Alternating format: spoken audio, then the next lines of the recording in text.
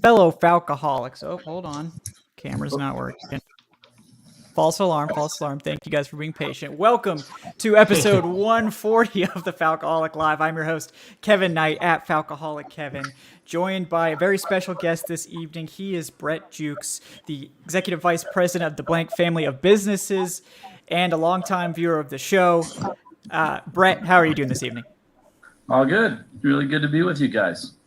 Yeah, we're really excited to have you. Going to have a great talk tonight about the team, and I know the fans are excited to hear from you as well. Also with us tonight, we have Eric Robinson at _Eric_Robinson. Eric, how are you tonight? I'm doing pretty good, man. It always feels good to be on here to talk a little Falcons football. Absolutely, for sure. Always a good time, especially this time of year with the draft going on. Especially this time of year. Oh, yeah. And finally, we have Evan Birchfield at the very easy to remember Evan Birchfield on Twitter. Evan, how are you doing tonight? Doing great. Glad Brett's joining us. I was telling you before the show, it feels like it's the lead up to Christmas. It's pretty much like December 2nd. You know, there's only a couple more weeks, so let's get into it. Yeah, let's get into it for sure. And if you guys have questions for Brett, feel free to throw those in the chat. We'll try to get to some if we can throughout the show. I know the guests have some questions, and then as soon as Adnan gets off of class, he will be joining us as well, probably for the second half of the show. So you guys got the noted Matt Ryan hater to look forward to. But Brett, I know we had some interesting questions for you, but first of all, would you mind explaining what your role is with the team for people that might not be familiar? It's a good question, and some days I wish I knew what it was. I have the best job in the world. I oversee marketing, communications, digital, social, community relations, design for all of Mr. Blank's businesses, which includes, of course, the Falcons, but also Atlanta United, the stadium, PGA Tour Superstore golf business, which is about to have its 50th store. Our ranches, we have 3 ranches out in Montana, different purposes. One's a guest ranch, one's a philanthropic retreat, basically. And the other is really kind of just a land management property. And then, of course, Arthur's Foundation, which is as big and important to him as anything in the world. So I work closely with Arthur. I joke all the time that I spend more time with Arthur than I do with my wife. But I handle all of his personal stuff, his media, his speaking, some of his brand work. And then we're working on a lot of legacy projects for how his name will continue on long after he's not here, which hopefully is decades and decades away. So it's kind of what I do. I work with all the leaders of the teams. I work close with Rich McKay, Falcons, and Darren Eales on Atlanta United. And Steve Cannon, of course, is our CEO. And I work with them on everything from crisis communications to strategic planning to brand building, all those things. And I have a team of about 63 people. And I always tell people my job is to try to keep up with Arthur Blank out of my team's way. And so far it works out because they're a bunch of rock. That's great. Yeah, I think I've described you as Arthur Blank's right-hand man. So would that be an apt description? He's got a lot of right hands. And you know what? He also still works about 18 hours a day. So man, we just try to keep up with him. He's an amazing person. Yeah, just listing it off, like advisors around him. Yeah. I mean, just listing off all the stuff that he's involved with, kind of is surprising. Like, we think we know Arthur Blank from his time with the Falcons, but there's so much more going on. It's really incredible. What is the name of the Montana Guest Ranch? Because I feel like I might know what it is, but I'm curious. The guest ranch is Mountain Sky Guest Ranch, and it's spectacular. It's in the Paradise Valley. Which, I don't know if any of you or your viewers watch Yellowstone. It's my favorite show on television. But Yellowstone is set in the Paradise Valley in Montana, which is kind of the valley between Gardner and Livingston, Montana, about 15 minutes from the north gate of Yellowstone Park. Yeah. And the guest ranch, he used to vacation there. And then when he left Home Depot and he was needing something to do, ironically, the ranch was the first thing he bought. He bought it before the Falcons, so it's his oldest business besides Home Depot. And then it's a funny story that has a football tie to it. Is we acquired the West Creek Ranch in January of 2017, and you guys know there was a lot going on in January of 2017. And Yeah. I'll never forget this. When I write my own book, this will be a story.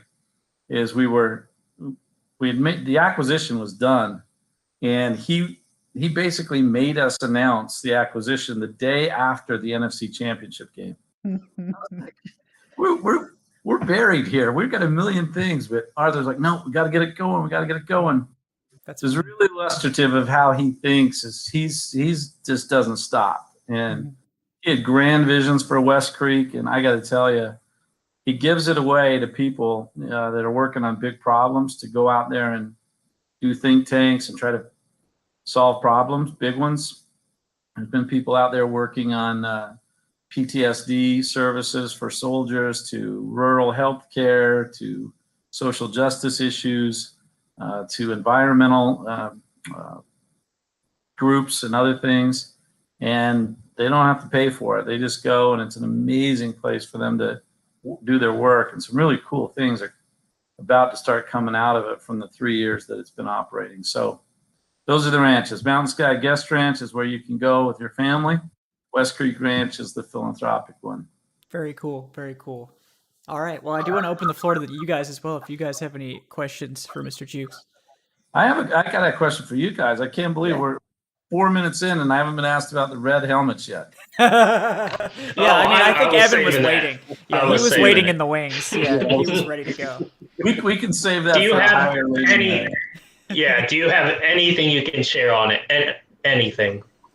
I like many crave it. So. Like many is right. It's probably the question we get more often than any other question.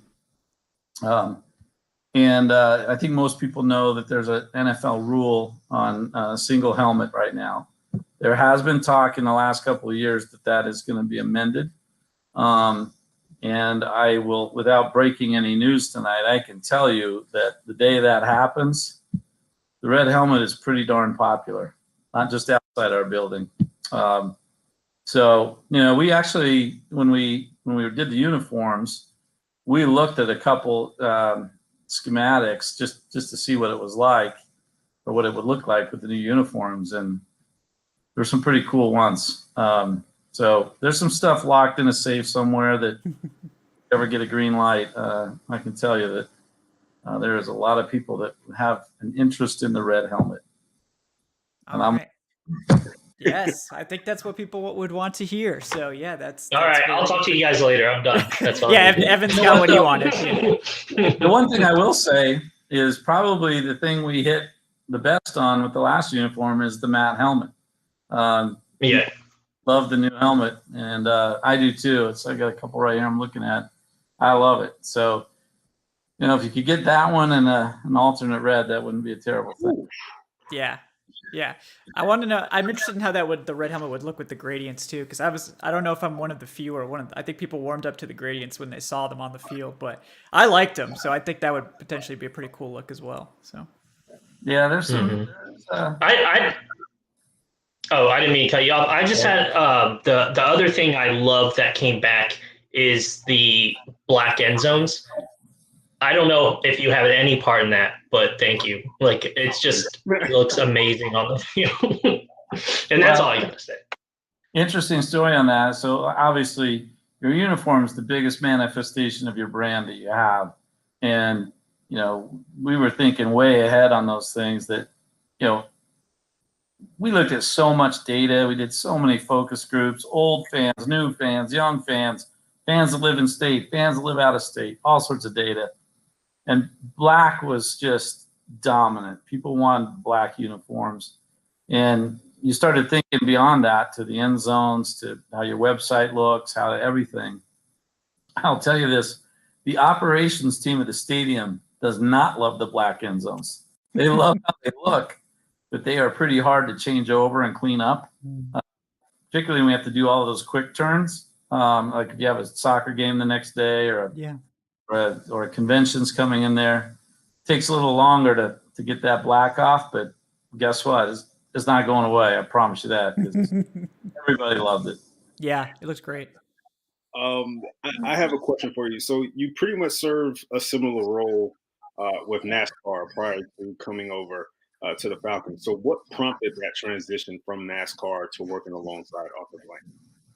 Well, it's a little bit of a crazy story, but I worked in NASCAR for about 17 years on the agency side for 11, and then almost 6 in house as the chief communications officer. And I love NASCAR. I love the people in NASCAR. Some of my best friends in life are in NASCAR, and I really honestly planned to be there for the rest of my career when I went there. And crazy as it sounds, we had a tradition. We took our kids to Dollywood every year right before school started. And I went back from the pool one day, and there was an email from a recruiter saying Arthur Blank wants to talk to me. I was like, yeah, whatever, And I Googled him. I was like, well, you know what? Maybe I'm not interested. And I told him no.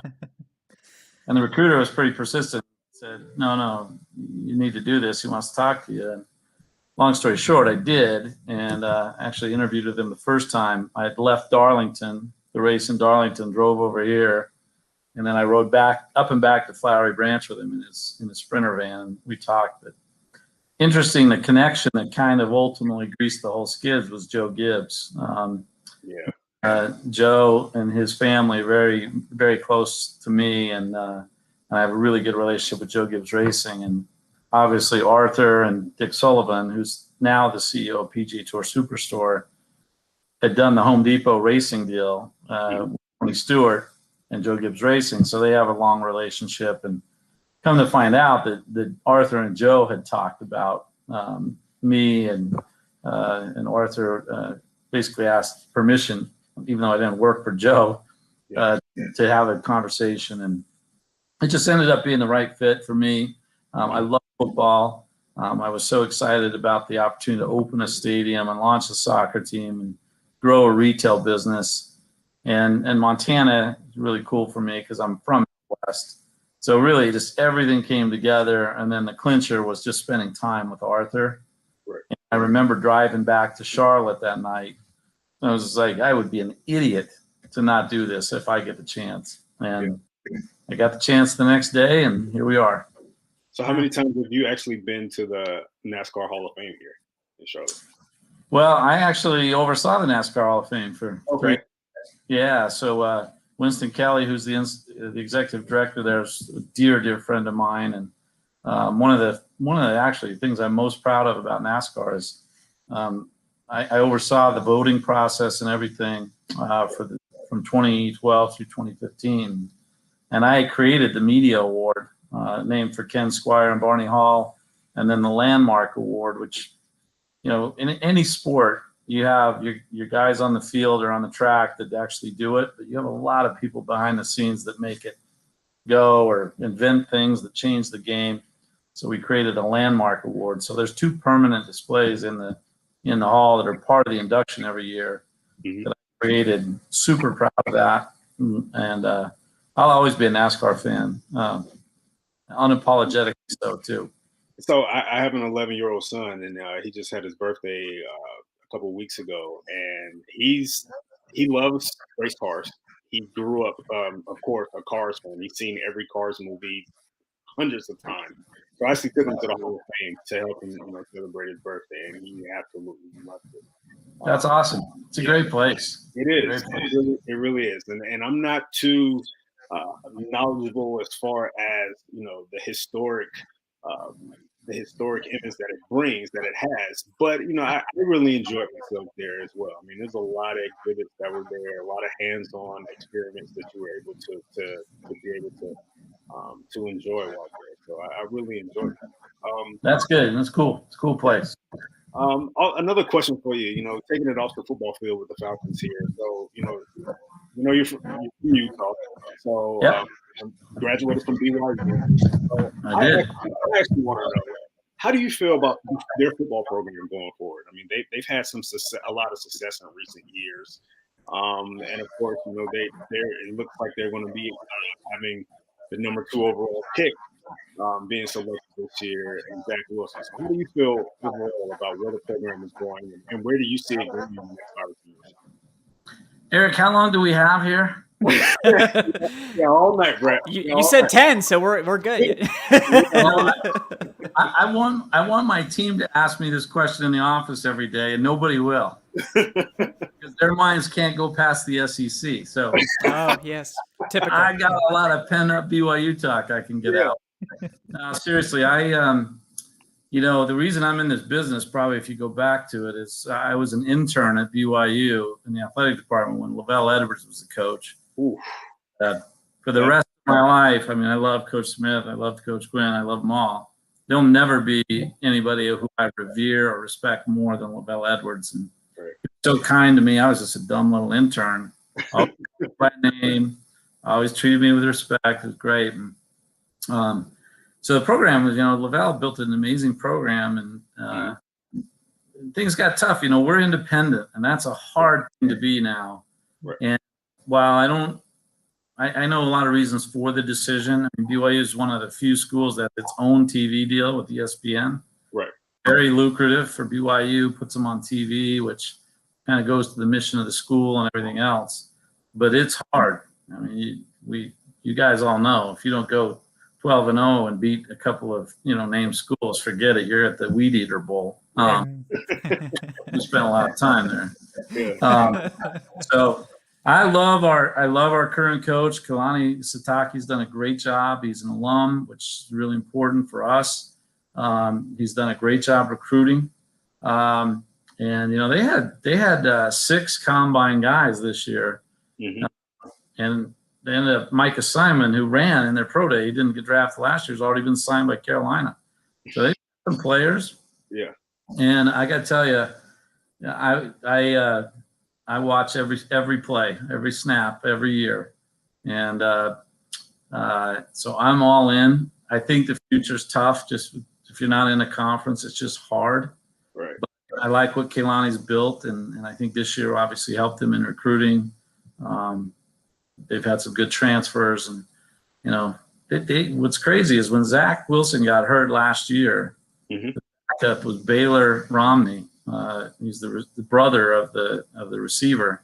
Yeah. He did pretty well, and everything from spring ball doesn't sound like he's going to win the job. They've got the kid that just came back from a mission, and then another freshman from Hawaii. So I don't know. You never know at this point. But I'm proud of the program. I'm proud of those kids this year. Did an amazing job. I think if we would have had maybe 68 hours instead of 48 hours, we could have gotten Coastal Carolina. That was a crazy thing, but is what it is. Yeah. Coastal Carolina was good, people. Okay, like they were good. They're not a bad team. People hear Coastal Carolina, they think it's just some random school. Like they were good. They peaked at what, 13th in the AP poll? Yeah. They were good, and they run that kind of non-traditional offense that just you need a day or two to prepare for that. Right. Those guys got on the buses, 5 minutes after finding out they were flying across and playing 48 hours. They could have won it. Came down to a yard. So, oh well, it is what it is. You can always second guess what happened, but we were just really just fortunate to pull together a full season, right. Independent. So, it is a little tough because of that. But you guys are adding on some non-conference teams by the year. You had USC a couple years ago and were able to beat them. But yeah, BYU is trending in the right direction. But it does have a very unique history, especially when you look at the quarterback. Oh yeah, a guy like Jim McMillan at one point in time. How about Steve Young? Yes, transitioning to Steve Young. And, so I mean, it's heading in a good direction. But I just wanted to see, your mindset of where the program is going. So I assume that you think BYU and UConn is the best rivalry in all of football. It's funny. It's a great question, and I get it all the time, and I preach as hard as I can preach. But I think that people outside of the Southeast, I lived in New York, I lived in Chicago, they have no understanding of the Falcons-Saints rivalry and just how brutal it is. Yeah. They just don't. I lived in New York forever. People were like, they didn't even know the NFC South existed. You know? Right. I have seen and heard things between Saints and Falcons fans that I didn't see in 9 years between Giants. Right. I mean, crazy stuff. And the same thing is true. Most people, particularly in the East, don't understand the Holy War. Yeah. It is, man, it's brutal. And I am in the camp that there's nothing I need more every year than to beat Utah. You know, we go 6-5, but we beat Utah. I'll be happy. Yeah. So that one's a thick one. Schools are like 50 minutes apart. Recruit from the same pools. Mhm. So parents are one's a BYU, one's a Utah alum, and they go out the window that week. Oh man. We open with them this year. Yeah. Okay. That'll be a great game. Yeah, I'm looking Should forward be. to that one already. Yeah. All right. Quick break here to read a donation from George Costanza with the $5. George, thank you again for your support, man. We appreciate you. He says, I love Arthur Blank. When Vic broke his leg, Arthur was the one pushing him in a wheelchair on the sideline. I can tell he truly cares for his people and his players. He's an exceptional man and great story. They should make a movie about his life and his rise to wealth. Yeah, I'd probably watch that movie. Even if I wasn't a Falcons fan, I'd probably think it was interesting enough. So Who would play you, Brett? Nobody. No one. gonna as himself. There aren't any actors ugly enough for that. Come on. Oh no! Don't put yourself down. Well, What's Adnan's interesting- not here yet, so he can't make us feel bad about our appearance. You know, what's interesting is, movies have been pitched and films and producers have had ideas and stuff. And, one guy that was thrown out as possible to play Arthur, just a guy's idea. It wasn't anything real, but it shocked me when I thought about it because I was like, wow, I could see that. And that was Jake Gyllenhaal. Oh wow! Yeah, If you put their pictures together, you could sort of see it. yeah, Really? yeah. I guess I can now that you mentioned it. I would never thought of it myself though. Neither would I. But the younger Arthur, you put the pictures together, and it's like, okay. Wow. But anyway, we'll see someday maybe. I Yeah, tell yeah. you, his life is very interesting, and there's a lot of things that, I think he's the most public owner in the league, maybe in all of sports, and he definitely does more media than any of them. But there's a lot of things below the surface with Arthur that are, have been kept private because he has his own little life that I think would be really interesting to people. I don't think that people realize how much he grinds on the health of society. Social issues really bother him, and people, that are suffering, it really bothers him, and he spends a lot of time grinding on it. And sometimes I think a little too much. He needs to give himself a little bit of peace and know that he's doing a ton for so many people. But there's a side of him that I don't think a lot of people see, and most of it is his humanity, which sounds weird for how public he is with his philanthropy, but he's a really sensitive guy to those types of things, more so than a lot of people would realize, way more than I expected.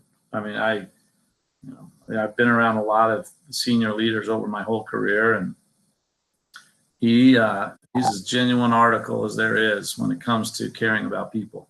It's not even close compared to others I've worked with in the past. Yeah, that's incredible because you see a very public side of it, and I can imagine that it's great to hear from you, someone who works with them on a daily basis, that he's not just talking the talk, he walks the walk too. And I think those of us that closely follow the team, we know, but for people just on the outside, it's, I'm just really proud of Arthur Blank as the owner of the Falcons. I mean, I don't think a lot of fan bases can say that they're legitimately proud of their owner, and maybe some would pretend, but it's genuine. I think when we talk about Arthur Blank is just, I think the best thing to happen to this football team is when he took over. So I would definitely say he's one of the more patient owners in the league. He's definitely not in the same realm as a guy like Jerry Jones or anything like that. He wants fast results right now. I mean, that's one thing about Arthur Blank. He's willing to wait things out and see things manifest over time. And that's and a lot of fans actually recognize that as well. Yeah, listen. I think that some of my colleagues would laugh if they heard the words patient and Arthur in the same sentence. Really? But it's mostly because if you look at it from the outside, it would be that way. But what he is he really values continuity, and he values long-term relationships, and he values, he just saw through the course of Home Depot how when you have especially people that are aligned to your values, and you give them time to grow and you give them time to really excel, look what happened to that company. And Arthur and Bernie would be the first to tell you that they built an incredible leadership team of people who were aligned to their values and understood the way they want to do the business, and then they let them go. And the longer people stayed, the more success they had as a business. And so some of that is sort of in his DNA. And you see it, look around his organization. We just got a new president of the foundation. Penny had been here 16 years and retired. Rich has been here a long time. Dick, who runs our PGA business, was with him at Home Depot and then the Falcons. And so, he's got these long-term relationships, and they mattered a lot to him, and they've led to his success. So, yeah, that's great. Yeah, I know people are itching for Falcons takes on here, but I do want to get to the Blank Foundation before we dive into more Falcons topics.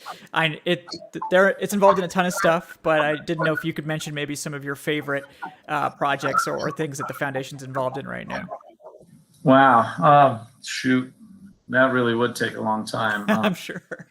I'm so proud of the foundation. I'm so proud of Arthur, really, because he is the foundation. And kind of goes back to what I said earlier. Arthur, he does a lot of things that are visible. He does a lot of things that nobody really sees. Arthur really steps to the plate in moments like the pandemic. And, I won't divulge any details I can, but there's a lot of nonprofits that are important nonprofits in this community, in Montana and other places, that would have ceased to exist without Arthur stepping in to get them through the pandemic. Not to mention just what he's done for his own people, particularly his stadium workers. But he's made some almost $300 million in grants in the last 12 months, and they've all been pretty meaningful. But one that stands out to me, and it's just I wish I could have taken people behind the scenes on this when we couldn't. But he gave $20 million to fund a stuttering education and research center at the University of Texas. And a lot of people don't know this, but Arthur stuttered really, really bad. Still does at times, and he's in meetings and stuff. You don't see it as much in the media because he's, it's just a different cadence. But there's times where he gets a little hung up. But when he was in college, it would take him minutes to get answers out to questions. His brother, Michael, stutters. His father was a stutterer. It's a really personal issue to Arthur. And there's this Dr. Courtney Bird at the University of Texas has got a really interesting, unique approach to both the research and treatment. And so that grant just evolved over, about the period of 8 or 9 months. And when we did the launch on that, it was probably the most powerful press event I've ever been to. And I've been to hundreds and hundreds and hundreds over the last 3 decades. Mm-hmm. These young people that were all from, let's say, 5 years old to 20 years old, take the microphone and say to the audience what they wish people knew about people who stutter. And it was hard. It was very hard for some of them to get it out, but boy, they stayed right through it, and courage and just the power of that moment. And here comes Arthur, which is the biggest grant ever to that condition. It was just, it connected him personally. Those kids were connected. It's a massive grant that's going to touch thousands of people. And that's what's really cool about his philanthropy, is it's none of it is write a check and see you later. We hope it works out well. He stays very involved, stays engaged. He keeps us engaged to make sure the programming is happening the right way. We leverage the properties, the Falcons United Stadium. Dr. Bird is taking a group out to West Creek Ranch this year to work on it at his cost. So his philanthropy is very meaningful, and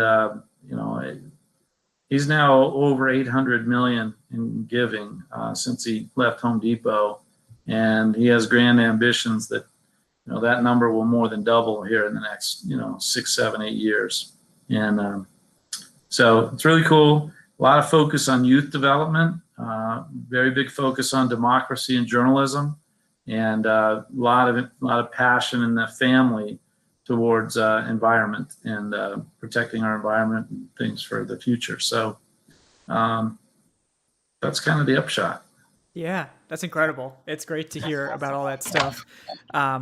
So yeah, I'm just super honored to be tangentially, related to the team, because you just love to hear about those type of programs. Okay. Before we switch to Falcon stuff, can I ask something real quick? I've read this twice already. Good company. It's probably backwards in the camera. I'm not sure. It's actually perfect. Good job. Yeah. Oh, okay. Okay, excellent. Brett, I know, you were heavily involved in it, and, there was proceeds from the book that went to I believe it's the National Center of Human and Civil Rights. I might have got that flipped. Can you talk a little bit about, working on that book and getting those stories?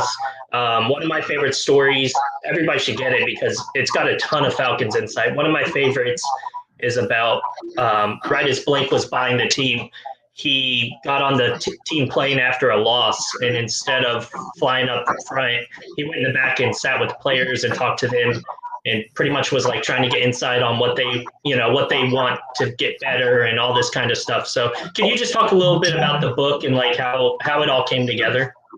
Yeah, sure. That was a better part of my last 3 years, so it's a subject I know pretty well. When I got here in November of 2015, and those first 2 months, I kept coming out of meetings with Arthur, just going, I can't believe this. I'm getting a free MBA, a free history, degree. It was like I'm sitting here with one of these icons of American business, and none of this is captured anywhere. And I'd come home and tell Melissa, my wife, like, this is crazy. I got to get this stuff on paper, just even if it's just for his family. And so in March of 2016, I'd only been there 3 months. I went to him and I said, hey, you need to do a book. And I won't repeat what he said to me, but it was basically an invitation to leave his office immediately and don't talk to him again about a book. Maybe the words weren't quite that nice, but they weren't bad. But I just kept at it, and he references that in the acknowledgments in the book, because I just said, no, this has got to happen, and we're gonna do it. So he gave me the green light that summer, and it was a cool adventure. His co-writer named Ellen Daly, amazing person, just able to pull stories out of him. She did interviews with him everywhere from the ranch in Montana to his planes, in the stadium. And it was amazing to just be a fly on the wall and hear his stories and put that all together. And it's a great book. It's an easy read. It's done very well. It's on all the bestseller lists, and all the proceeds forever are going to the National Center for Civil and Human Rights, which again, he just also made another donation there, $17 million to build a new wing, which will have Dr. King's papers in that wing. They're going to be really cool when that's done. So the book's great. I appreciate Evan. He wrote a good review on it, first read. And I just appreciate the plug, because it's a great gift for your dads for Father's Day, or grads are coming up. One last thing I'll say on that is that, Arthur, once he got into it, he was excited about it, and he loves it, and he's proud of it. But what he wants more than anything is he wants young business students and young leaders to read the book, because in his view, and I agree with him 100%, if the values outlined in the book were adopted by 1 or 2% of the people in the country, we would have so far less problems than we have right now, because it's really a lesson on how to lead with a heart, put your values first, take care of people, do the right thing, all wrapped in the stories of success of the Home Depot, and the rest of his businesses, which nobody can argue with. So appreciate the question, Evan. Everybody get it where fine books are sold. Yeah. That's my a great last plug. for tonight. Nice plug. Yeah. I mean, I definitely, it's on my list now. So Well, excited to and that's the thing is, there's like so many lessons, business stuff and life stuff.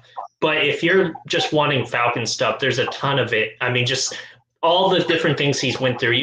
I forget sometimes how long he's owned the team and just the experiences he's gone through from, I mean, I'm not going to list them all, but, Vic stuff, Super Bowl stuff, his purchase of the team.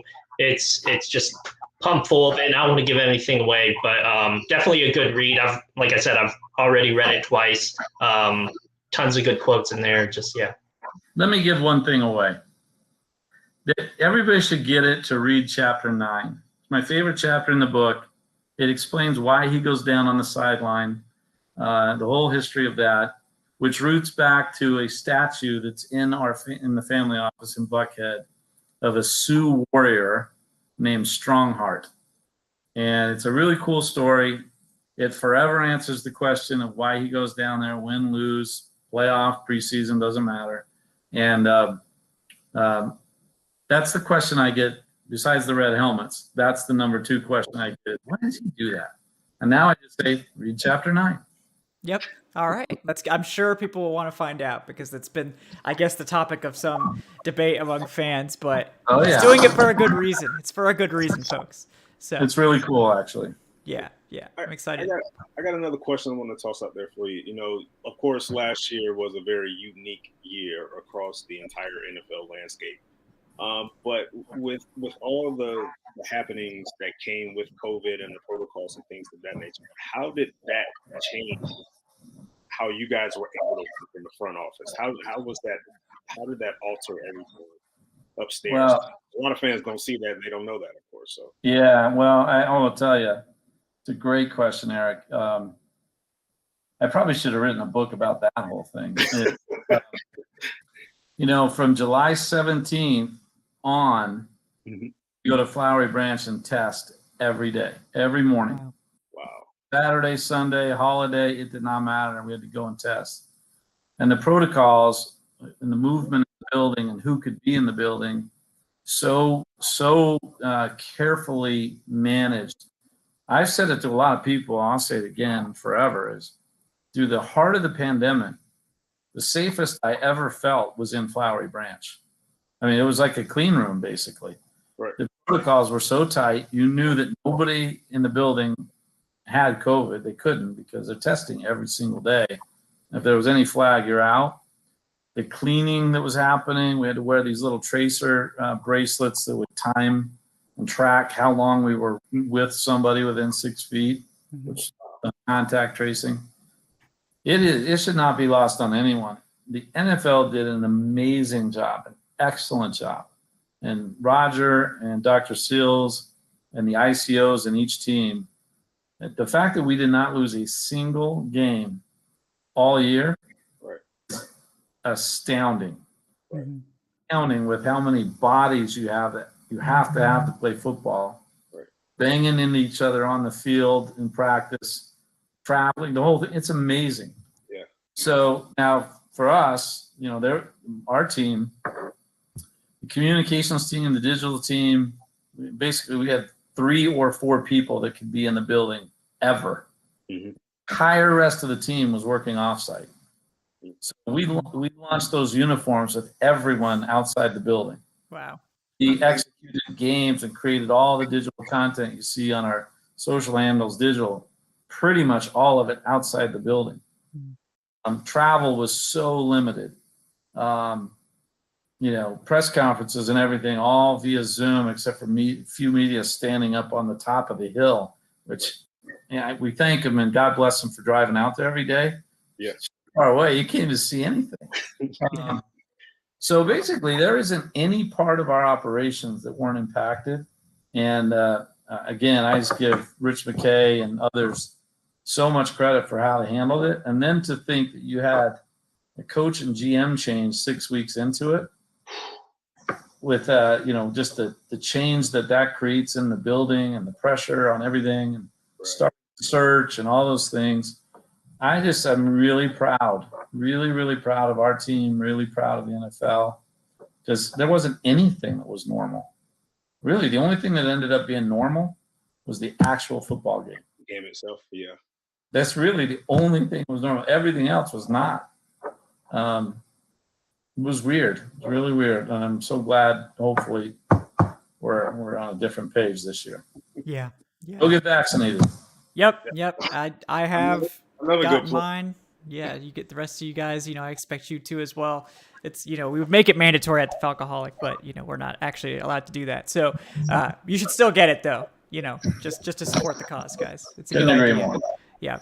All right. So I know everyone's going to want to know about the biggest thing this offseason, which of course was the hiring of Terry Fontenot as the new general manager and Arthur Smith as the new head coach. Biggest thing that's happened with the team in a while, complete change. It's the first new general manager since 2008. So just a huge shift. Can you talk a little bit about the hiring process and how you guys landed on Fontenot and Smith? Yeah, it's another great question. And I wasn't on the quote search committee, but my team prepared a lot of materials, and I was out there in discussions with Rich every day. But our team just, you never like to make a change, particularly in the middle of the season. It's hard to do. It impacts so many people that you love and care about. It's just hard. But on the advantage side of it is you get a lot of time to be prepared. You get a lot of time to really think through your process and do a lot of homework in advance. And our team, and as I say that, I say guys like Rich and Rustin Webster and several others that were part of that process. It was really impressive. I'll just tell everybody, it was really impressive how thorough they were, the data that they were pulling, the information from everywhere. Really, really smart process. And I will tell you that, it's not breaking news or anything, but, those guys that we ended up interviewing emerged pretty quickly when you got through the research process. But of course, you never know what's going to happen with, guys taking other jobs or, opting out of interviewing or whatever it may be. But now sitting here on April 4th, I'll tell you that they had a good plan. They talked to the right people, and pretty quickly it became clear that Coach Smith and Terry Fontenot were going to be the guys. And then you transition into hoping you can land them and all those things. So really good process, really efficient, really smart. Rich was really smart to involve a lot of people, which is interesting because there was a lot of criticism that Rich would be getting good candidates to come. Really just absolutely the opposite. And Terry have told me privately that they saw that as one of the great advantages of having a president who had walked in their shoes, the son of a coach, somebody with that much knowledge. And it was very clear Rich was going to let them do what they wanted to do. And in some of the personnel moves, both on the player side and on the staff side, it should be pretty clear to everyone that they've been able to do what they want to do. But I just think Rich did a really great job with that process. Arthur obviously super personally involved, and he worked hard. Arthur put in a lot of time, I know, during that process. It was actually good for me because I got a little break from all my other stuff. I was pretty tied up with the search. But couldn't be happier with those two guys. Yeah. And I mean, we at the Falcoholic, I think, tried to explain the Rich McKay thing to people, but I don't know that the average fan understands that Rich McKay is on the competition committee. This is one of the most respected figures in the NFL. All fans can think about is his history as a GM, which, I think some fans are maybe not as impressed with and think that he just wants to, insert himself and secretly has been pining for the GM job this whole time. But I regret to inform you guys that was not the case, as we tried to tell you. But yeah, not the case. And listen, I think probably if people knew how much time he devotes to competition committee or, other things we have to do in our businesses, particularly with the Falcons as it relates to the other businesses, he doesn't have time to be involved in all that stuff. He ends up being as a really good resource, has a lot of historical knowledge, and let's not forget, he is really smart. Teases me all the time, and he went to Princeton, and I went to the Princeton of the West. Rich is a smart guy, great experience, football family. He's an asset, and it proved out to be that. So I can tell you a lot about Terry and Arthur, but I probably should stop talking and let you ask the question. That's okay. Yeah, we'll definitely get to that. I mean, for me personally, the Falcons had just come off 2 defensive head coaches, and we were starting to see, especially with the emergence of analytics, the winds kind of start shifting a little bit in the process towards offensive coaches for a variety of reasons. You know, offenses tended to be more stable year to year. Offensive coordinators tend to get poached quickly, as the Falcons have seen themselves multiple times. So I'm wondering how much that the analytics factored in to the hiring decision for Arthur Smith. Was it a little? Was it a lot? Was it just something you kind of kept in mind, or how did that play out? It's really a better question for Rich and those guys. But what I will tell you is that, Arthur Smith, Coach Smith, as I call him, to not get confused with the other Arthur. Yes. The Coach Smith is the very first impression I had of him matched exactly what those who had been on the interview committee said, which is he is really smart. He is really smart, really thoughtful, does his homework, has a very clear vision of what he wants to do and how he wants to do it and with what type of player he wants to do it.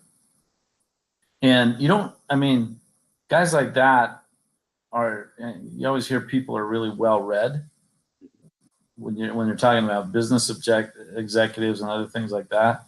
It's because they consume every piece of data they can get. And it's not just stuff that gets spit out of a computer. They're able to process data in a personal one-on-one conversation or a chat with a coach at a pro day. And just to be able to, they're just like Arthur, he's a savant with information. Arthur Blank, he's a savant with information. He's just able to process it and turn everyday conversations into analytics, if you would. Mm-hmm. And just get that sense with Coach Smith is he's just a really smart guy that is thorough and turns over every bit of information he can. Great listener. He is a great listener. He listens to people. And, what's funny is he kind of, it's not a scowl, but when he's listening to you, he kind of like, is he mad at me? He's just so intense. He's just such an intent listener.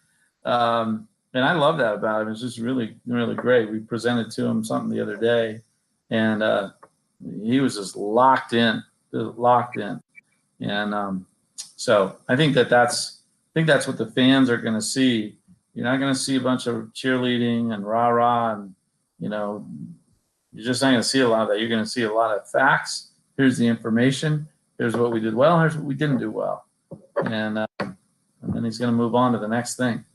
Yeah. I think that was the contrast that a lot of people saw early on between in the difference between him and Dan Quinn. Dan Quinn was more of that upbeat guy that we talked a lot of amongst ourselves in the Falcoholic group chat, but he had a lot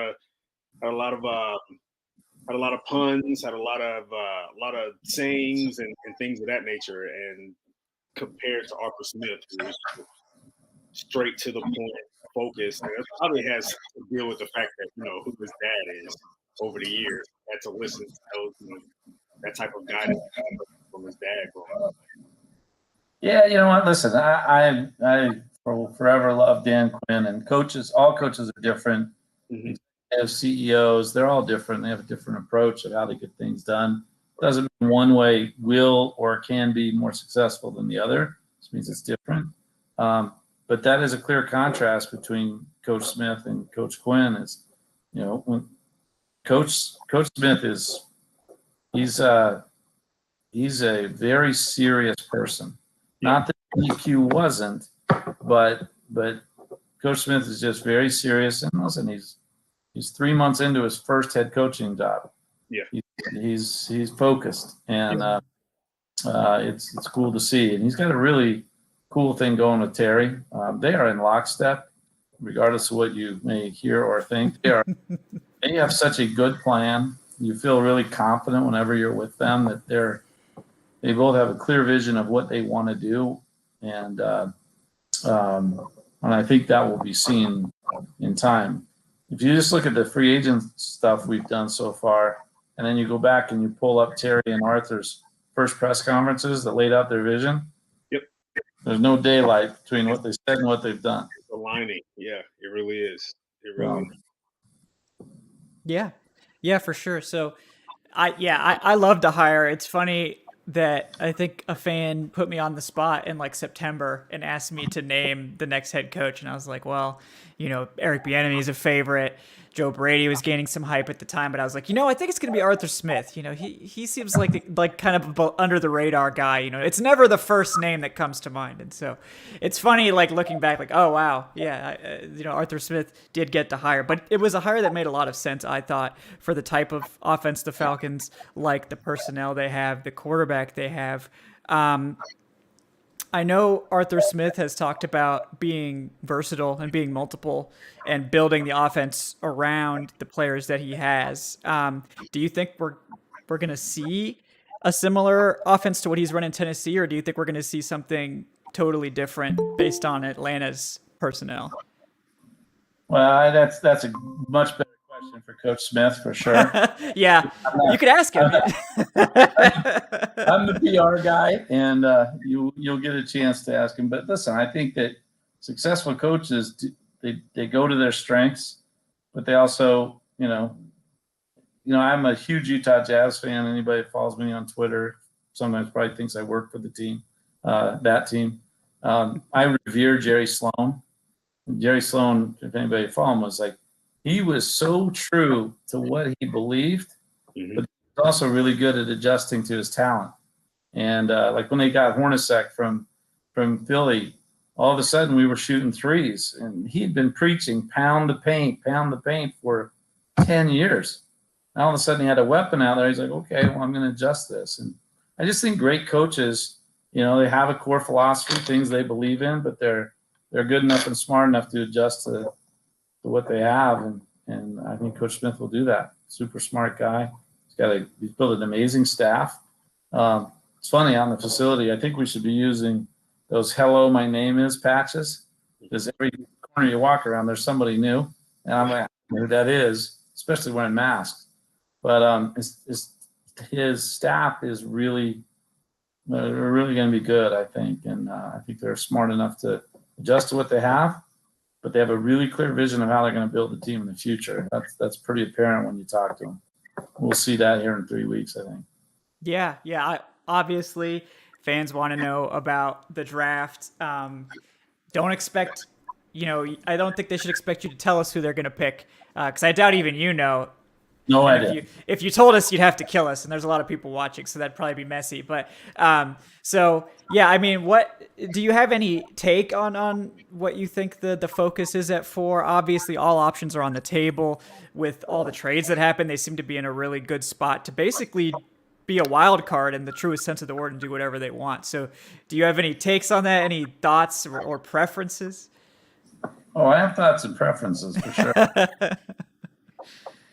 As the PR guy, not as the head coach or the GM, or of course.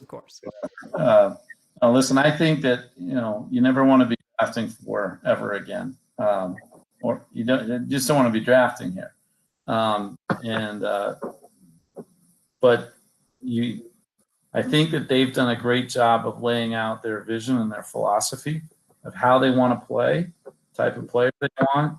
I think Terry is, I'm really excited about Terry Fontenot and how crisp his thinking is and how I see his preparation. He's not a guy who's going to show his cards that much. And so I'll just warn everybody right now that's not his game. And you can see that a little bit from where he came from. They're traditionally pretty guarded, and they did a great job. And they've done a great job in the draft. And I think Terry will be able to bring some of that same type of success. Listen, personal philosophy, I just, and that's all it is my personal philosophy.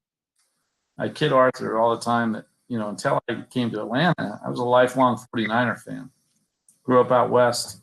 My entire family chose the Broncos, so I just had to be different. So I chose the 49ers. And it's really that's all you got on TV was one of those two teams. But, the great 49er teams were amazing in the trenches.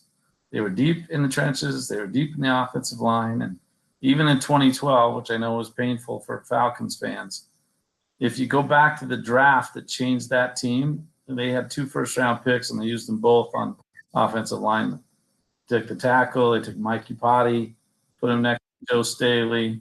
They killed their guard and Alex Boone at the other guard, and they were nasty. And then they had Vic Fangio on the defensive side, and they drafted to the way they wanted to play. And they were nasty up front, and they were nasty on the D line. And I just my opinion, I just love us to get nasty on the lines. And but you know what? You're in a good spot here. We're going to be the story of the next 3 weeks because he's going to know what we're going to do, and we're not going to. Arthur and Terry are too good and too smart to show their hand. But you gotta like the position and trust them that you're gonna do with the capital they have to the way they want to build this team for a long, long time.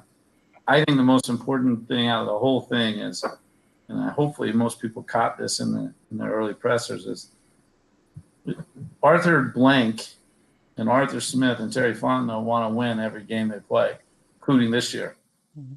Build the team for the long haul, and that's what I think all of us want. Is you want to. Arthur Blank's favorite thing to say is, "I want a contender every year," and that happens in the draft. So, yeah. How did that carry over within the building that a longtime Saints executive was going to be hired to take over the Falcons and guide the Falcons? You know what? I can only speak for myself. Yeah. 3 seconds after that guy walked in the building, you loved him. Okay. He is just he's a good man. Good man that cares about 2 things: his family and football. Yeah. And he is so courteous and so engaging and smart. And you get that right off the bat. He's very earnest. He's thoughtful. And he is really focused. And his light is on. I bet he's still in there right now. That's all he's doing right now. So he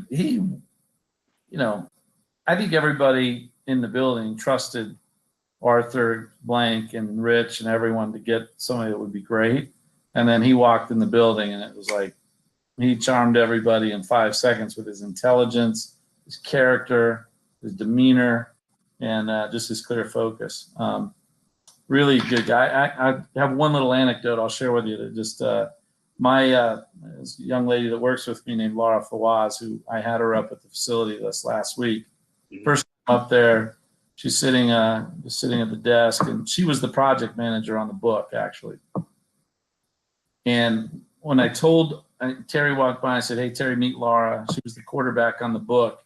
And he put his stuff down, and he went over, and he just shook her hand, and he's like, "I love the book. It was absolutely important to me buying into what Arthur was selling me." And, this young lady feels like $1 million. The GM of our football team drops everything to go and engage her. And that's just kind of who he is. It's just it's a different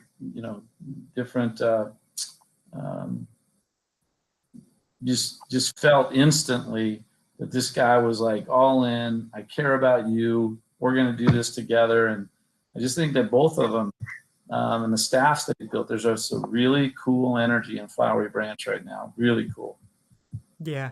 I mean, I think you could tell instantly when you watched both of their press conferences, honestly, what kind of guys you were getting. And Fontenot's in particular, I mean, that was a legendary press conference, brought the kids out in Falcons gear. He knows how to charm us. He's smart with that. So I did tell him on we had a meeting with him on Tuesday, and we were just talking about kind of some of our content plans, and I asked him if he remembered the Todd Gurley picture at the Superdome where he was in front of the S and it just said Aints on the wall. So we were absolutely getting that picture with you. He just laughed and thought it was good. Yeah. But you That's you weren't serious, right? Oh no, we are getting it. Yeah. Oh Okay. yeah, we're getting. Good. Yeah. And one thing, and hi, sorry to pop in here. Yeah. What's up, Brett, Adnan? Hey. thank you for joining us. And one thing that I found out I'm distraught over is that Terry isn't watching the show right now. That instead he's doing draft prep. Well, I'm happy he's doing that. Yeah. Yeah, I know. absolutely. I guess that's a good excuse, Yeah. just doing the work that's going to decide the future of the team. I Yeah, guess we'll let it maybe, slide for another month or two, but you know. Yeah. In the off season, no excuse. But yeah, go ahead. Brett, I want to ask you as a PR guy, what your favorite and your least favorite day as a PR guy of the Atlanta Falcons over your storied career with the franchise?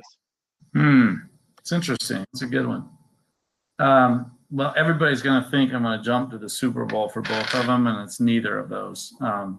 Best day, I got to be honest with you, it was when we kicked off against Green Bay, the first game in the stadium, because I never had a year that hard in my life. Launching the stadium, launching the soccer team, PGA was growing, we're buying ranches, the whole thing.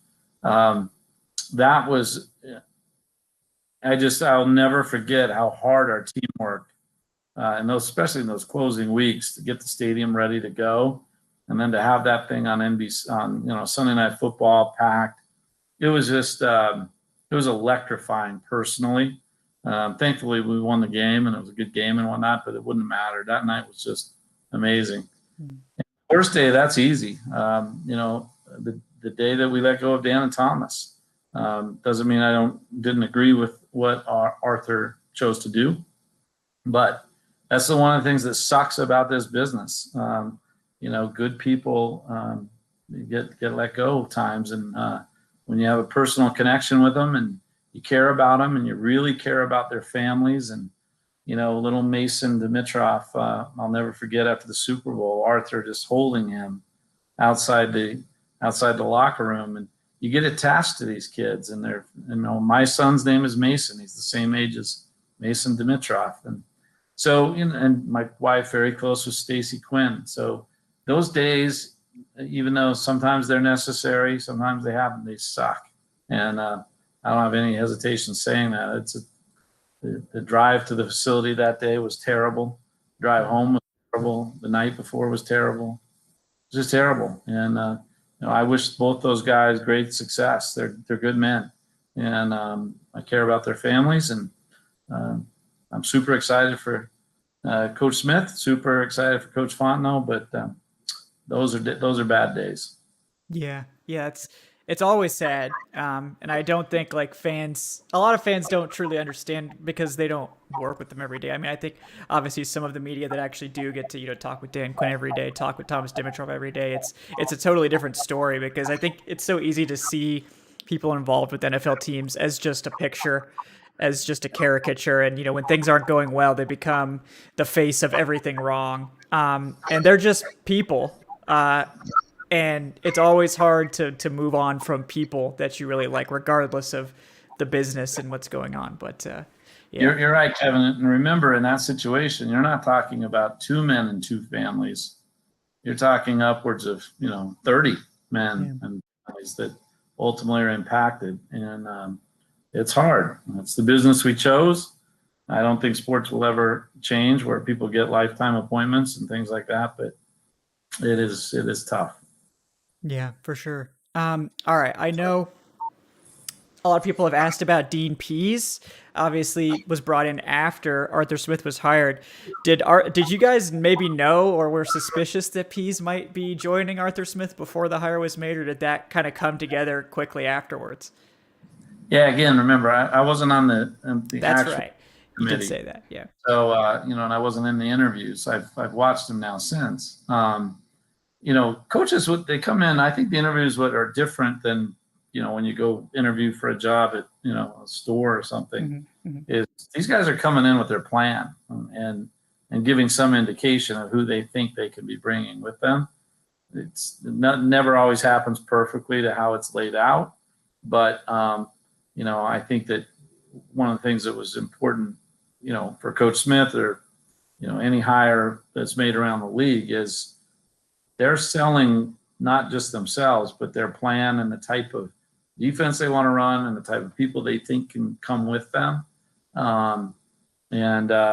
You want the guy to be as comfortable as possible with the people he wants around him. And, they want to sell you as best they can on what they can bring with them. And, Coach Pease is great. I had always had a perception of him, when he was at Baltimore and Tennessee, it's just this, really tough, hard-nosed guy. And he is, and his defenses certainly are. In the office, he was the nicest guy in the building. He's just like so friendly and so welcoming to us. Like, he'd been in the building for a week and he hadn't seen me. And then I came to the building. He's like, "Oh, how you doing?" Like I was the new guy.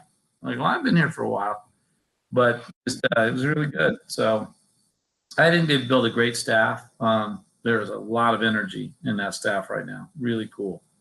Yeah, it's always cool, I think, to have the first-time head coaches, and you've been through two of them now. Setting up things for the first time. Obviously these guys have both had mentors, guys that have kind of probably prepared them at least somewhat for what's going on. But is there any difference, appreciable difference between how Dan Quinn started to kind of set things up and make his mark versus how Arthur Smith is doing so far? Yeah, I got here a little bit after Dan started. I got here in November of 2015, so I wasn't here right at his outset. So I can't speak to that. They're different people. They are. They both love football. They're both great guys, and really care about their families. But they're different. Coach BQ's. One of the things I loved about him, one of the things my family loved about him, he was just so personable and would give you a hug and all those things. Coach Smith, very personal, but he's like, "Okay, we got football to do. Does this mean it's not over?" Which is good. And they're just different. I think that, as I talking to media, I tell them all the time now is, coaches develop their own swerve with the media, their own personality, their own willingness to share and whatnot. I think Coach Smith's going to be an adjustment for some because he is all business. Here's what we're going to do. I think he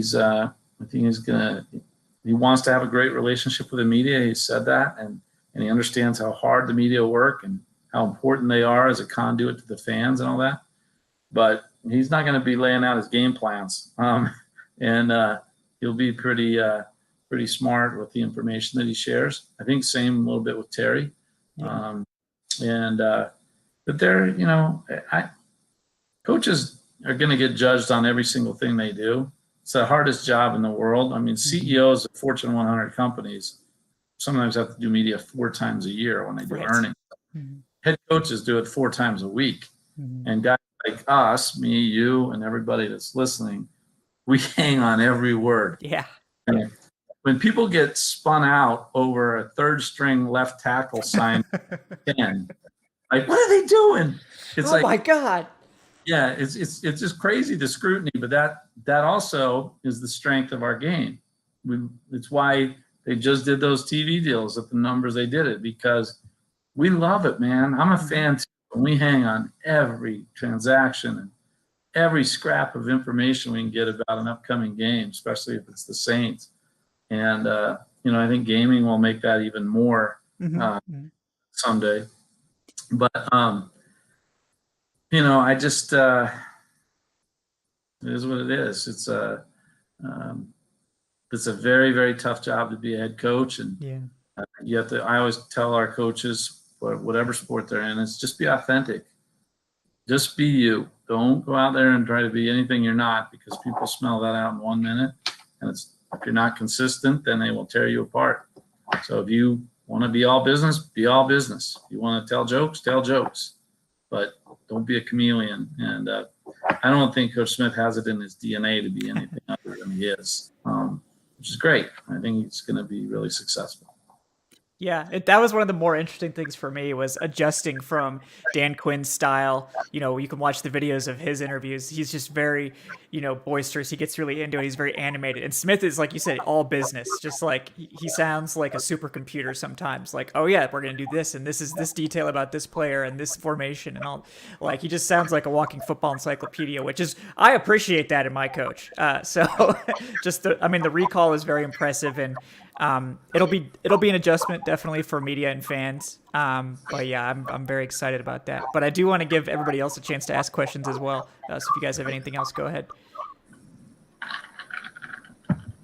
I wanted to ask, all of us here, one of the things that kind of separates the Falcoholic from a lot of places, like we've all been Falcons fans before we started writing and stuff.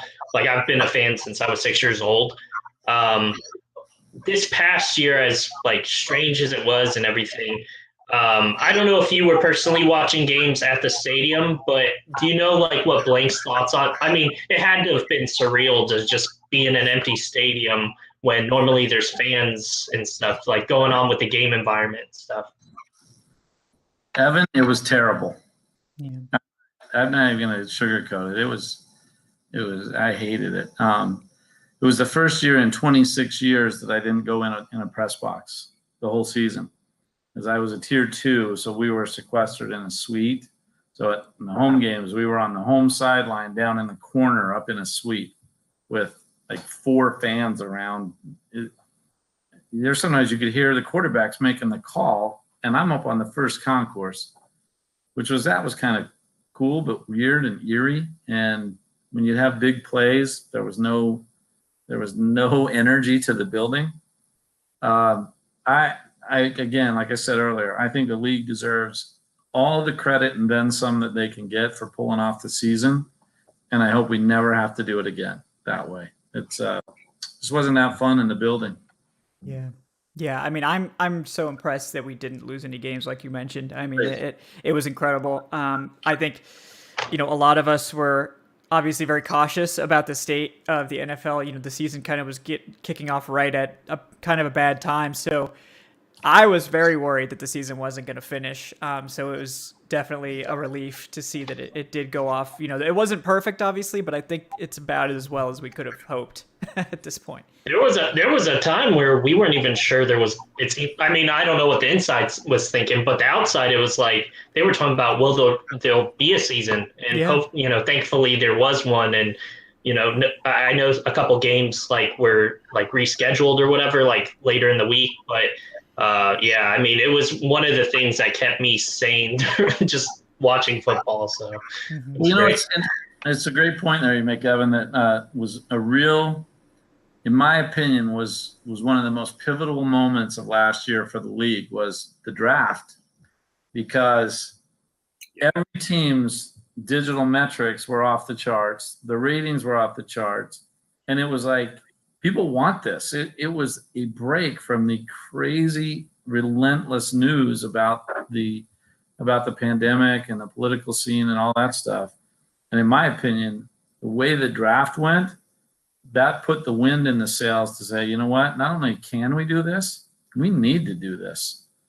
People want it, and we saw the same thing with our uniform launch, that was. I can't remember what date we did that, but it was right around the draft. It was right before the draft, because same thing. I mean, people were just, whether they hated the uniforms or loved the uniforms or were mad at me because we didn't have a red helmet or whatever, they were all in, and the numbers were off the charts. And we didn't even have a store open. Our Atlantic Station store was closed, and we broke all the sales records that day. Even when people were worried about the economy and their businesses, and those moments just gave us huge confidence as a league to say, we got to get this done. And how difficult was it to keep those uniforms a secret? Because I'm sure they've been, in the works for a while, and there weren't really many leaks. There was one leak. Yes. Yeah. That was it. That just it's a great question. I love talking about it. So I think anybody that follows me knows I'm a crazy Springsteen fan, maybe the biggest obsessed Springsteen fan in the world. Probably not, but I like to say I am. Up there, certainly top 5. Definitely You're the top biggest I Yeah. know. definitely top 5. So in fact, that's him right there.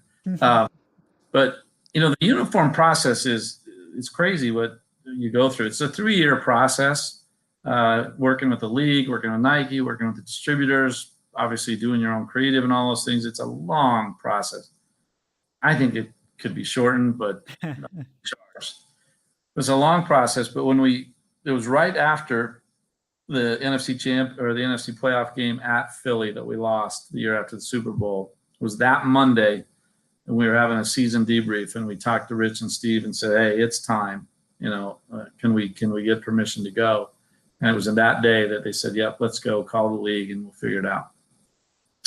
And so as we got started on it, Morgan Shaw Parker on my team led the process. She's the chief marketing officer, and I said, "Well, we got to come up with a code name." So they were like, project this, project that. I was like, what? I was driving home, and a song came on East Street Radio. It's called Iceman. Never released. It's only been performed live like 3 times. It's a real rare outtake. It didn't make it on the Darkness on the Edge of Town soundtrack or album. I love the song. Actually, in Charlotte in 2014, he opened the show in Charlotte. I was there. I think it's been played live 3 times, maybe 4 times since he wrote it in 1975. So I sent the team the video of him playing it. I said, "This is called Iceman." And that's what it was called forever. And even in our own building, we didn't even use that word with most people. There were about 12 of us that knew what the project was, the designers, McKay, Cannon, myself, Morgan, coaches did, Coach Quinn and Thomas. And we just did a really good job of keeping it tight. And then the night before we were going to announce it, and it leaked. And we found the source of the leak, and it didn't go that well for that person. But the team at that moment worked all through the night to get it ready to go at 9 a.m. the next morning. And super proud moment. And there you go. There they are. Wow. Yeah. So the culprit was caught. I've always been curious about that. So. The culprit was identified. Yes. You always there's always that one person that just can't help themselves. Like they have to put on for social media. Yeah. Well, the problem is when you do, there's people way smarter than me that know how to track it. Right.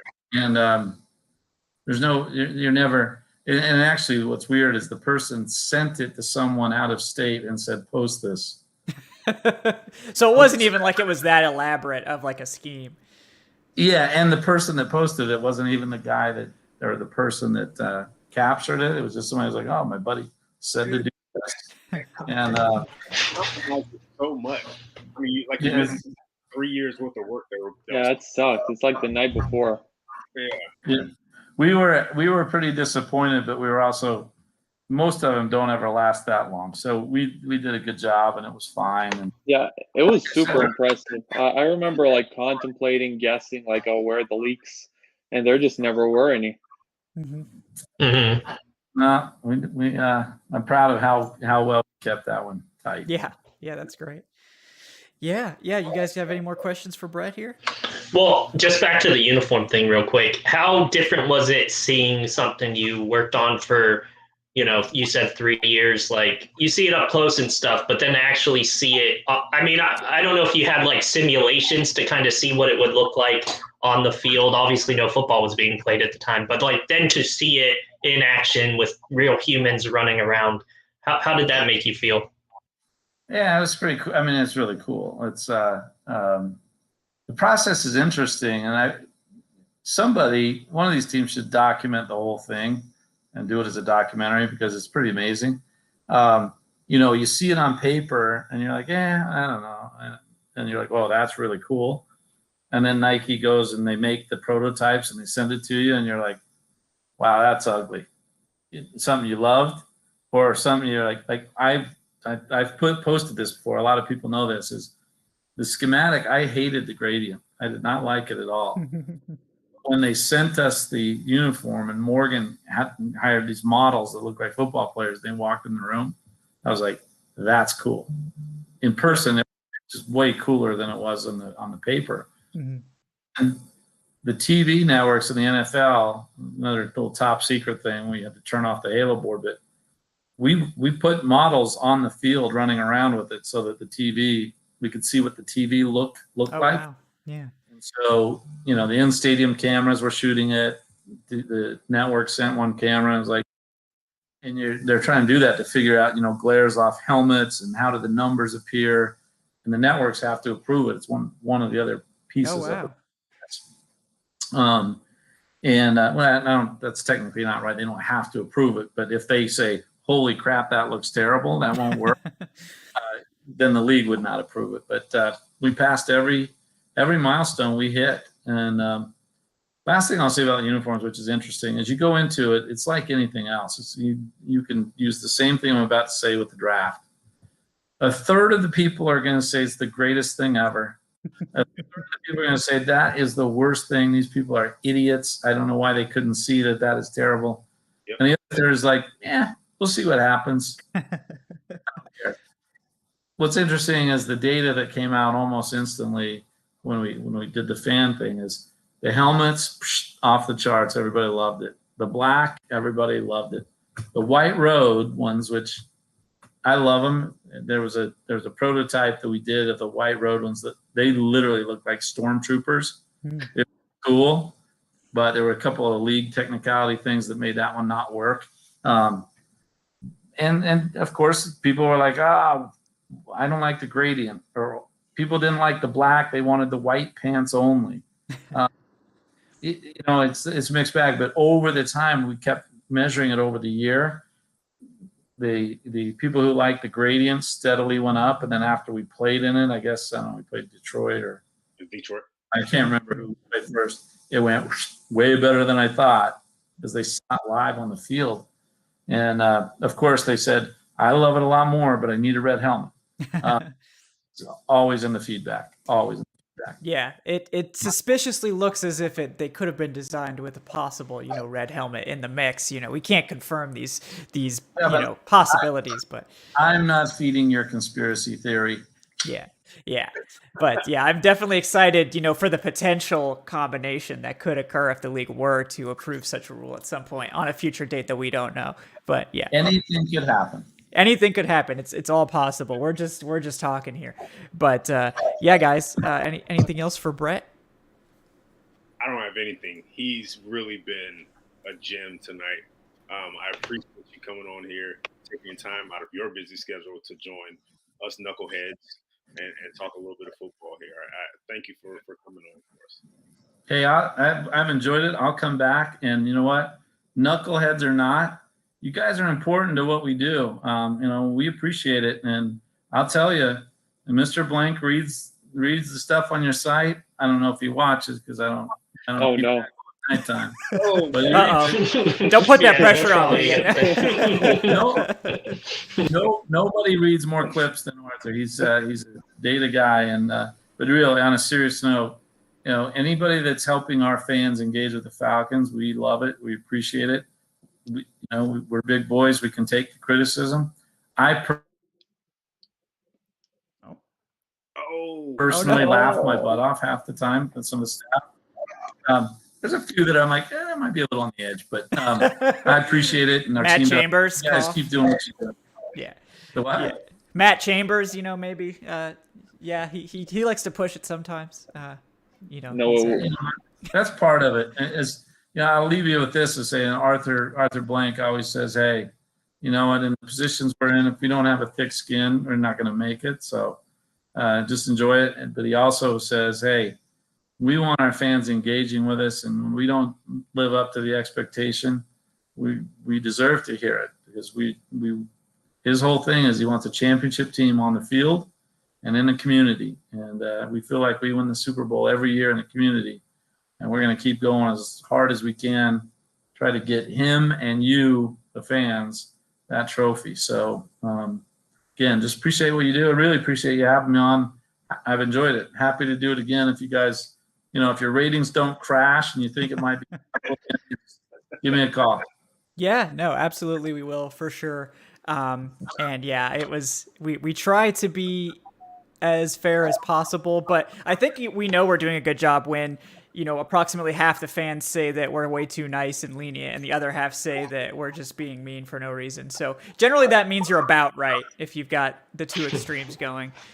You talked about that in PR, with the uniforms. 1/3's going to like it, 1/3's not going to like it. The other third, as long as they're okay with it, we're doing good. But yeah, That's right. that's great to hear. We appreciate it, and with obviously And without also the team- just- go ahead. Yeah. Just us being fans, sometimes our hearts are in some of the more critical ones. It's like our hearts are in it. Like if we're passionate, we're writing about it, sort of thing. Where it's not like they're forcing us to write these stuff. It's like if it's in your mind, it's coming on to the website basically. And I just hope Arthur knows, and I guess everybody, we're not trying to hurt feelings. If there's more critical stuff, it's just that's what their thought is as a fan. But also we are writers, so we try and be professional about it also. Yes. But also, we do have more praising that, sometimes isn't the most interesting articles to come out, but they're necessary. And then, talking about what Arthur Blank does in the community, that's some of my favorite articles to do, and there's been a ton recently, so just grateful for you to come on and talk with us about everything. Especially, I could have you all night talking about uniform stuff. Oh, yeah. So I know the Jazz are coming on soon, so I'll stop. Big game tonight. Top 2 teams in the league. Yeah, So, that's going to be a good one. Is this the year for the Jazz? You know what, Eric? I appreciate you asking that question again. Like earlier, I want my team to ask me this during the day, and nobody will. 'Cause I finally arrived at this crazy point the other day. So my oldest name is Stockton, and John Stockton will forever be my favorite athlete of all time. Just money. He was there when I grew up. I hosted their training camp in my first job at Southern Utah. I think this team is better than the Stockton and Malone teams. Wow. For 2 reasons. Way deeper. That Stockton Malone team, they had 7 deep. This team, our second unit, will punish you, and we can shoot the 3. We're never able to, outside of Hornacek, you can never shoot it with consistency. And in this game, you've got that 7'3" center, defensive player of the year down there guarding the rim, Right. and you stretch the floor. Right. They're just they have the best record in the league, but when you look at the data, the real numbers, they're killing people.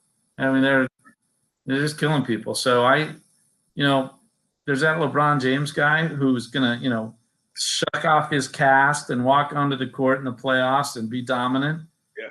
I do not want them on our side of the bracket till the end. If that so happens, it'll be hard, it'll be tough, but I think this is the best Jazz team that I in my lifetime. I'm pretty sure you probably want to see the Nuggets again, right? You guys owe them a playoff. Yeah, I don't love our matchup with them. I really don't. I would love to see the Nuggets and Lakers go 7 and just beat the crap out of each other. And you guys I would- phones afterwards. So he's going for the Clippers then. I would much rather have the Clippers or Portland or Wow. but I will say the Jazz this year with the system and everything they're doing, they remind me a lot of that 61 Hawks team a few years ago. And, I know it's the time of your life right now as a fan, because it was the time of my life a few years ago with the Hawks. And I just want to say I hope you guys yield better results than we did against LeBron James that year. I hope so too. It'll keep the draft is going to dominate my life the next 3 weeks, but then I actually look forward to something this summer with a deep, long playoff run. We'll see. You never know. It's sports. Yes.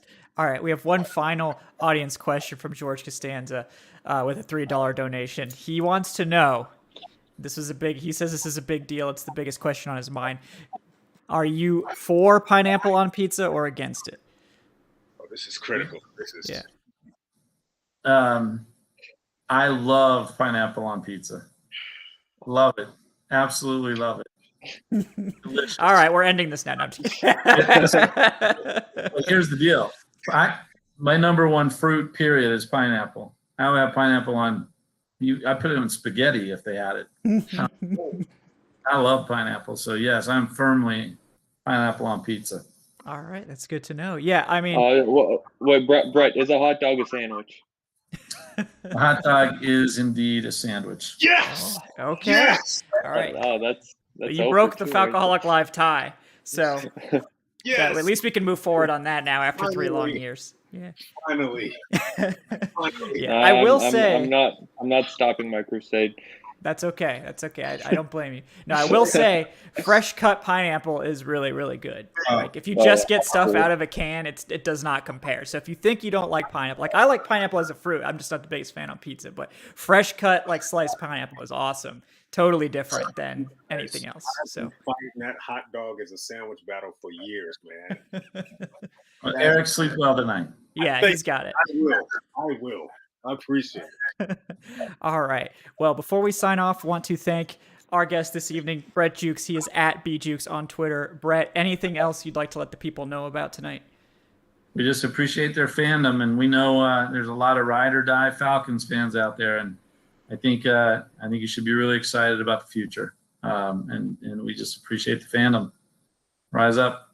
Absolutely. Rise up, guys, for sure. Also with us tonight, we have Eric Robinson. He's at _Eric_Robinson on Twitter. Eric, anything that you're working on you'd like to plug? Yes, I'm actually in the middle of cranking out another scouting report for Patrick Surtain. So be on the lookout for that. I did have one released yesterday for Hamza Nasruddin, as well as a scouting report. Look, stop by the Falcoholic whenever you need. We're a one-stop shop, especially over the next few weeks with this draft coming up. So yeah, give us a look. Absolutely, guys. Also with us tonight, Evan Birchfield at the very easy to remember at Evan Birchfield. Evan, first question, when are you changing your handle to at Director of Guest Personnel? And then also, do you have anything you'd like to let people know about? First question, I have no idea. Second question, not really. Just go to falcoholic.com. I want to again plug Brett's book. He helped work on Good Company. He's not telling me to tell you this, but like I've literally read it twice and I love it. If you're interested in Blank's life at all, read it. It's been out a while, so you can find it a lot of the places, bookstores. I think Books A Million, the big chains and stuff. Just an excellent read overall. And thanks, Brett, for coming on. And the thing is, go to thefalcon.com, read our stuff, because we now know that Arthur Blank does, and if it's good enough for him, it's good enough for you. So thank you. Yes. Just in case you guys didn't already go to thefalcoholic.com. Somehow you got to the show without doing that, but you have no excuse now. Finally with us, Adnan Ikic at Say Which Way. Adnan, anything you're working on, to let the people know about? We're finally going to kick off the Greatest Moments thing in a few days. I'm working with Evan about getting some graphics together. So, after like a month of me plugging it, it's finally going to happen. Absolutely, guys. Check that out for sure. So, guys, we'll be back next Wednesday with another show for you. We'll be back every week until the draft at least. I'm Kevin Knight at Falcoholic Kevin on Twitter. I will have a fresh mock draft for you tomorrow. It's another trade down scenario. So if your team trade down, you can check that out. I'm going to have a film review on Free Agent Edition Eric Harris for Friday as well. So you can check that out too, to see what he can bring to the defense. And just want to plug the Patreon, guys. It's patreon.com/Falcoholic Live. We did our March Q&A yesterday. I know that's not March. Trust me, I know. But, you guys get one a month, and I want to stick to it even if we're late. So if you're interested in that, you can check that out. Please do like and subscribe to the show. Otherwise, guys, we will talk to you next week. Have a great night, and we will see you then. Thanks, folks.